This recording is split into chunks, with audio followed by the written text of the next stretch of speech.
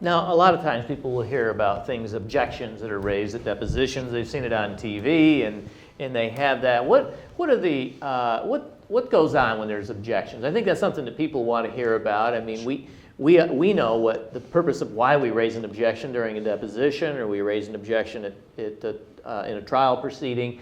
But I think it's important everybody understand what the basic objections that we raise.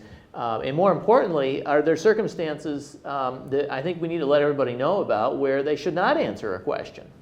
And that's a fairly narrow range of situations. Sure. Yeah, most of the time when we're objecting, we're doing it solely for the purpose of what we call keeping the record.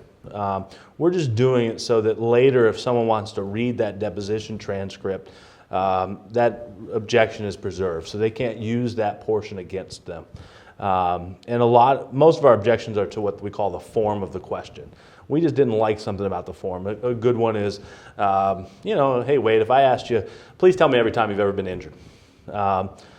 You would hear immediately if I would have a tough time telling you those things. And how serious are we talking about here? Right, absolutely. Gender 10 follow-up questions. Otherwise, I would just try to talk all afternoon. Absolutely. I mean, are we talking about when you fell when you were on a tricycle when you were 2, or are we talking about serious things like when you went to the hospital? So I would object as to the form of that question. Or I may say, you may even hear more specific, vague and overbroad. But you would still answer that question. You would just do it to the best of your ability.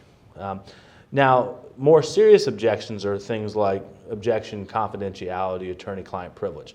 For instance, if, once again, I was representing you and the defense attorney asked you, well, what did you and Mr. Smith talk about right before you came into the deposition? That's none of their darn business what we talked about, because I'm representing you. And they don't have a right to know about that. We talk about that with clients all the time, and we don't usually have that instance. Let's talk a little bit about work product, too, what that goes. Let's say they want to know, well, what's your strategy on taking this case to trial?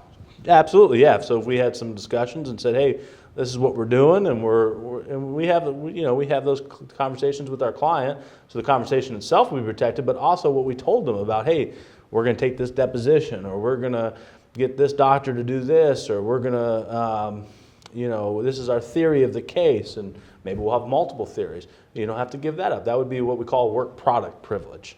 And so you don't have to do that.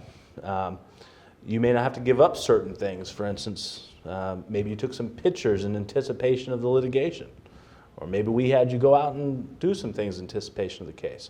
So those are some more serious objections where we would instruct you not to answer the question.